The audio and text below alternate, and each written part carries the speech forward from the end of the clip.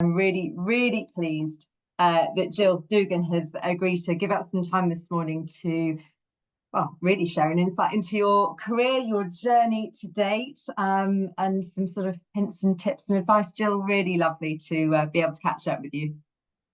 Good morning. Good to see you as well. So before we dive in, just to put give a little context for people listening who may not know you.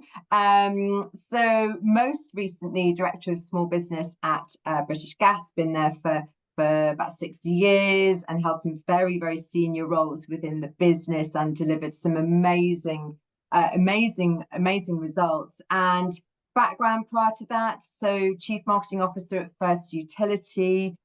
You've also worked at Cardlytics and American Express, so a really strong background as a Chief Marketing and Customer Officer and MD within consumer services and financial services. So I know it'll be really interesting for people listening today. I think it's probably maybe two slightly different groups who'll listen to this. Our rising stars, our heads of marketing, who might be listening thinking, how do I get to where Jill's got to?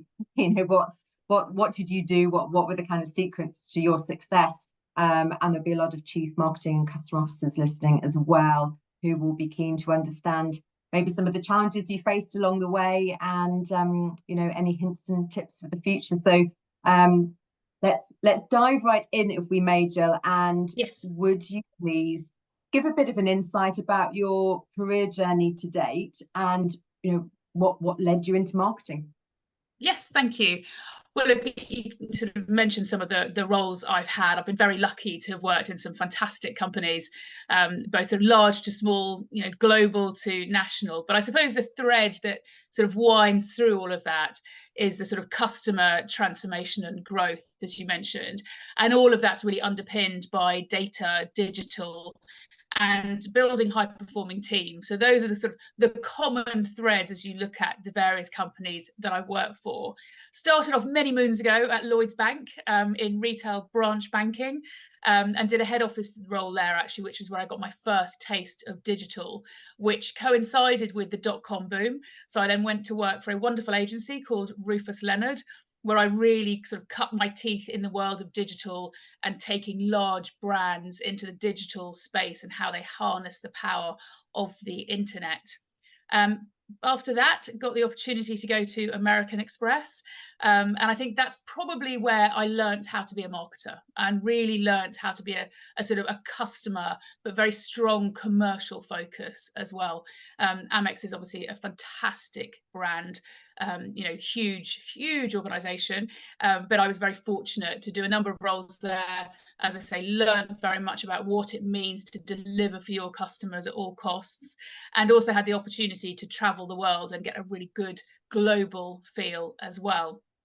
On leaving Amex, I went and did something completely different, because I realized that, you know, I'd worked for some large organizations, but actually that's when I went to Cardlytics, which I'll talk a little bit more about later. But that was, you know, going from Amex, which was 70,000 people, to Cardlytics, which was a data tech startup. And I think there were maybe 15 of us at the time. So I had a wonderful experience there, building the business.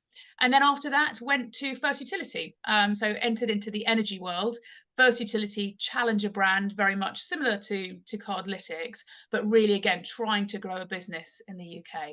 And then, as you mentioned, most recently at British Gas. So, you know, I always refer to British Gas as being one of those sort of backbone of Britain brands that, you know, you love us or you hate us, but we have a huge responsibility for our customers, actually, and for the UK as a whole, in terms of just making sure people's homes are warm and that they can actually use their electricity. So yes, so 6 years at British Gas. I've been very lucky. In terms of marketing for me and why marketing, I suppose I've always just been really curious. I really love sort of trying to understand what makes people tick. And I think marketing really plays into that. And, you know, for me, I am, you know, I love marketing, but I am commercial. And I think, again, marketing brings together that sort of creativity, but also that hard-edged commercial focus as well around delivery. And then frankly, marketing's just fun. It tends to be a bit more outward facing than some of the other roles in organizations. And it's really fun. I think marketers, you know, whether that's in your own organization or with your agency partners, you know, people are just interesting. They're generally really passionate about what we do. And yeah, it can be a lot of fun as well as a lot of hard work. Oh, you're right. Marketers are very bright, engaging, Yes. engaging group. What was it about Amex? You said Amex was a really, American Express was a really good place to learn, you know, learn about marketing. Was there something specific they did in terms of training or the culture that made it, you know, a good place to learn? Yeah, I think it was the culture. I mean, yes, there were definitely training opportunities, and I was very lucky to have been able to do. I did the leadership program with Marketing Society at one point, so they definitely supported training and development. But I think it was more about culture. So the voice of the customer was very strong at American Express, and there was always that sort of feeling of, you know, what more can we do? You know, don't stop, don't say no, get around the problem. And, you know, there are lots of famous stories about some of the things that we did for our customers to make sure they travel safely around the world, or that, you know, they got what they needed. But I think it was just the customer at the heart. And there was sort of, we would question the decisions around the impact on the customer. And it sounds basic, but I think sometimes that's missing, you know, particularly in a company that may be going through transformation or cost challenges. The customer sort of comes to be sort of second on the list, whereas Amex was definitely not like that. It was very much customer at the heart. Ahead of their time, I suspect, in that respect. Yeah, I think so. Yeah, so you've been senior leader of some exceptional brands. You've just sort of run through there. Has there been a standout sort of leadership moments? You've run some big teams, especially at British Gas. You're keen from a leadership point of view. Is there something that is very memorable for you? Yeah, I think, look, when I was thinking about this before we caught up this morning, British Gas obviously stands out. Just the sheer number of people that you have the opportunity to lead. I think my largest team at British Gas is around 4,000 people, Wow. scattered all across not just the UK, but outside the UK as well. But actually, I think as a leader, I probably learned most about myself as a leader when I was at Cardlytics. And the reason I say that is because I'd come from a sort of relatively safe environment at Amex. So, you know, 70,000 people, all the sort of the bells and whistles that go alongside that, and all of the infrastructure, etc. And I remember walking into Cardlytics and thinking, oh golly, you know, everyone's looking at me to tell them what to do, and it's sort of day one, and I'm not quite sure. and and I think it was, so I loved Cardlytics because, you know, you had to really get stuck in, and I really enjoy that. I love driving results. I like getting into the nitty gritty. But at the same time, you also have to walk into meetings with some very senior leaders with your partner brand. So Lloyds and Santander were our key banking customers at the time, because Cardlytics was a data tech firm that effectively used bank data with retailers to deliver customer offers. So you had the sort of juxtaposition of walking into a senior level meeting and then going back into the office and wondering, you know, needing to order some more chairs because we were hiring some more people. So I think having that point, and then also from my own perspective, just really learning that actually I liked taking risks, which, you know, sounds slightly odd, but I think, you know, we had to take a risk in some of the things that we were doing. Not everything was built or well developed, but we were selling a product and launching into market. So I loved, you know, I actually tested myself in terms of how comfortable was I in taking risk. And then I also learned that actually I'm really comfortable with ambiguity. And I think that's really set me up actually for the future, because I think if you can deal with not quite knowing where you're going or how it's going to turn out, that actually sets you up really well for any role in the future. So yeah, I think I probably learned more about myself, challenging myself, taking risk, and just dealing with the ambiguity while a team of people are kind of looking at you to be the leader. I think that's what stands out, and obviously just really proud of where that business went and how we grew it. It's a really interesting one, and I'm glad that you mentioned both risk and ambiguity, because we it's a big move for someone to go from a big corporate to a fast-paced scale-up, and it's not for everybody. And when I look at the job briefs that we get from our private equity clients, where they're probably kind of scale-up type environment, and they all say within there, we need someone who is comfortable with risk and ambiguity, because it's not for everyone. Some people, just personality-wise, it just doesn't work. But it's a testament to your versatility as a leader, that not only did it work for you, but you thrived in that environment, and have then been able to go back to other big corporates as well. So you can flex to both. But is there any, I'm going slightly off piece with our questions there, but I'm curious, because I think this would be interesting to the kind of C-suite listening to this. Is there any advice you would give to someone who's with a big corporate and thinking about a fast-paced scale-up for the first time? Any questions they should ask, or anything they should really take into consideration? Yeah, look, I think you have to be prepared for it potentially to take over your life. Like you are signing up to a really, fast pace, as you say, and particularly if they're PE backed as well. So I would say do your research. If you are really thinking about going into that world, into a startup world, I would speak to people who've done it, and also speak to PE firms about what they expect. There are great networks out there, there are great events that you can go to, but I would speak to people who have done it. I think that the sort of feel I get is that you either love it or you potentially hate it. I loved it because I was prepared to give up, not give up, but I was prepared for 3 years of my life. I knew it was going to be absolutely crazy. And I was very lucky that my family situation enabled me to do that. And I'm not trying to put people off, because it's incredibly rewarding, but I think you need to be clear about what you're going into. So there are massive advantages and benefits, and I loved it. But yes, do your research, really think about the company that you're going into, meet them as well, because you'll be spending a lot of time with these people, and the culture and the relationships around that table are so important, because it will get tense, and you need to be able to work with these people day in, day out, and just realize that actually you are going to be taking calls and emails at weekends, probably late at night, especially if it's a multinational or global as well. But I would highly recommend it if you decide that's what you want to do, but do your research. I would absolutely echo that. It's you need to do your research, and I think the most important thing is the people. Yes. It's a huge commitment. It's a very, very different ball game, I think, to working within a kind of a corporate environment. You give over your life to that 3 to 5 year period, and you absolutely need to get on with the rest of that senior leadership team. Right. Yes. So I digress from where we were looking at. So organizations go through, certainly the last few years, we've seen companies go through huge transformation and change, and you've got really deeply honed skills in terms of transformation and change and delivering through enormous teams in that respect. How do you lead teams through periods of change? That's a good question. I've learned a huge amount, and British Gas is probably the best example, where I joined at a period of massive transformation. So, if you're not aware, when I joined British Gas, we were losing market share. There were new competitors coming in that didn't have all of our tech platforms and legacy systems to deal with.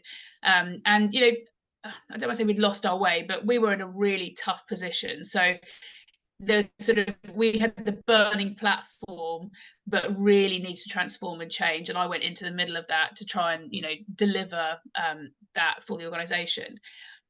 I think the thing that really came to mind for me was just being so clear about what you're trying to achieve and why. And it sounds basic, but actually taking the time to get that messaging right and to talk about the benefits that will bring to the whole organization is just absolutely key.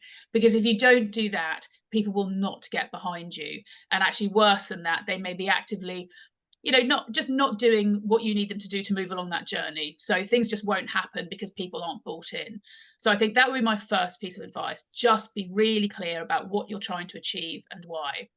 And then I think the second thing is around the communication of that. So I worked in British Gas, which, you know, I was in the marketing team, the central teams, but we had, I think, around 10,000 engineers at the time, and then multiple thousands of people in call centers.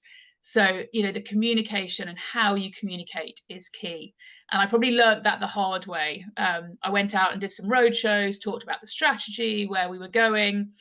And then not long after, we did a staff survey. And the survey said, we don't know what the strategy is and where we're going. And I remember thinking, but I was just there a couple of weeks ago. How can people not understand the strategy? I said it on a PowerPoint slide in the office.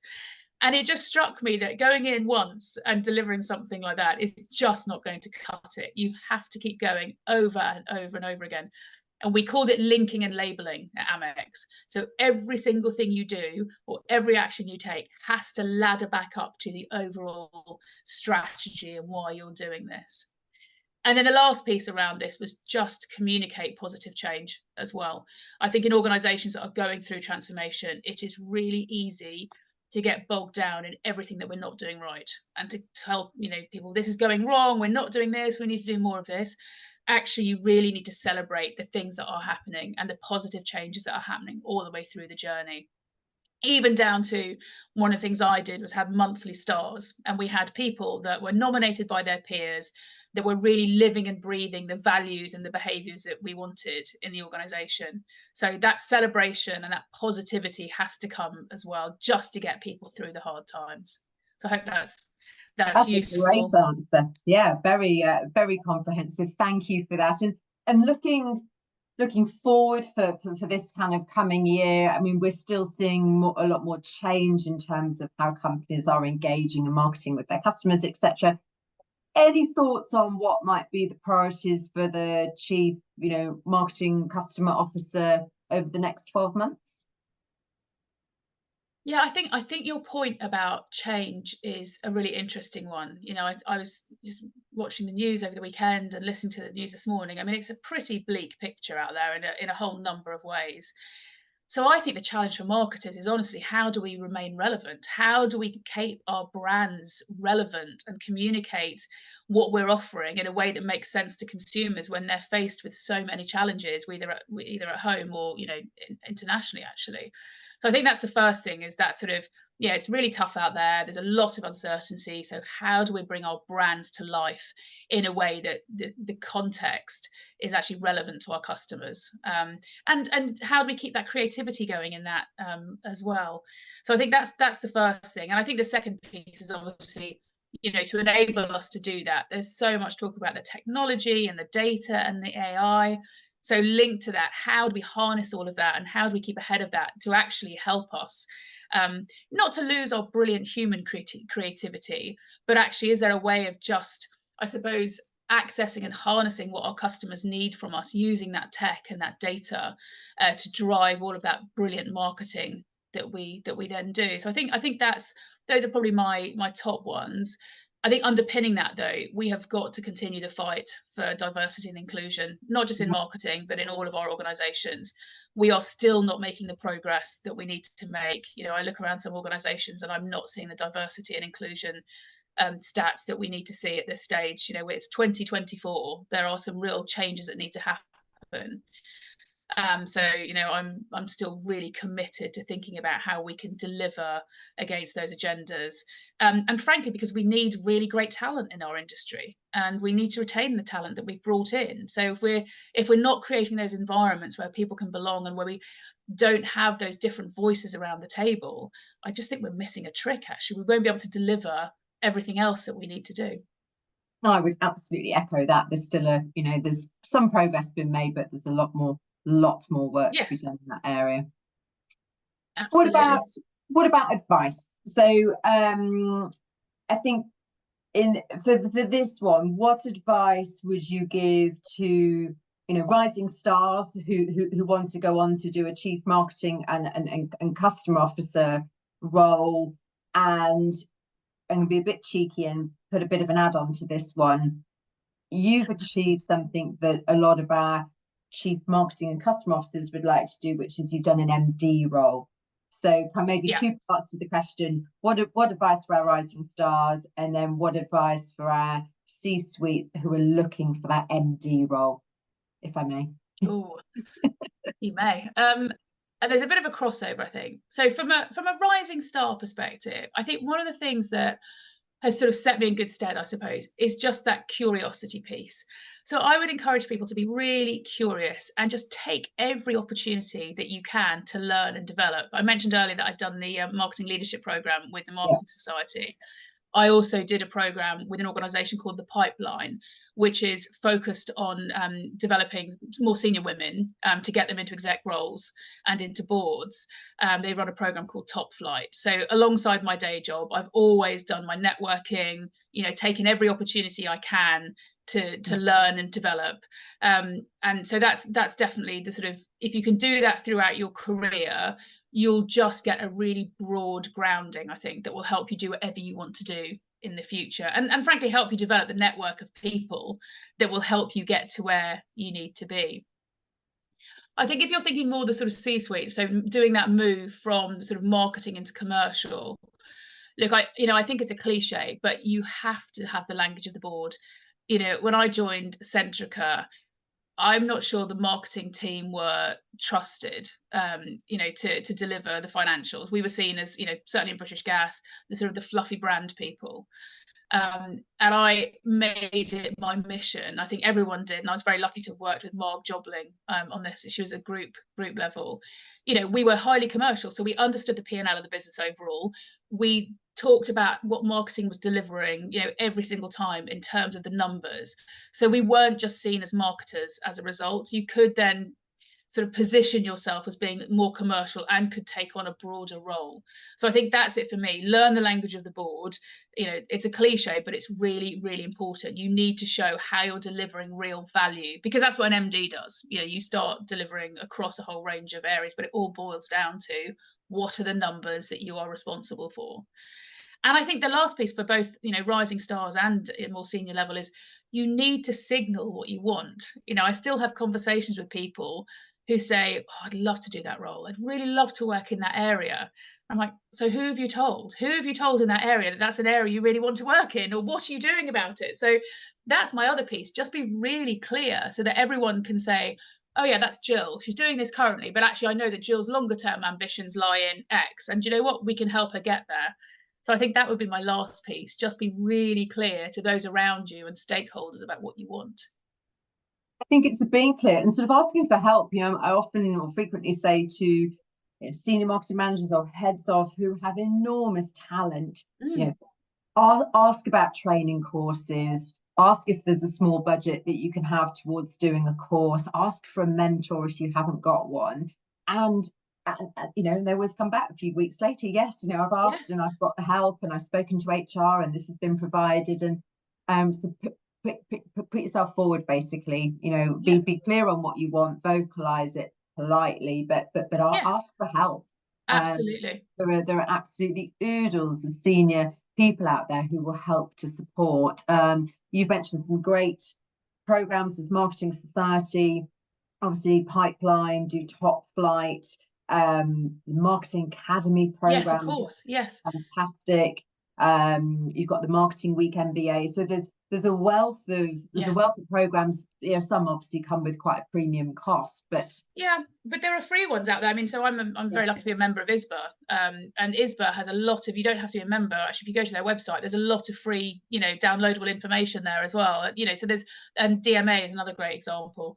So there's lots out there that, yes, to your point, some of it you do need to pay for, but actually there's a lot of free information out there, and actually getting a mentor, is another great way of doing it. It is. Oh, you've given some amazing answers. We're going to finish, if we may, with mindset. So all the senior people we speak to, by definition, are very positive, very driven, and are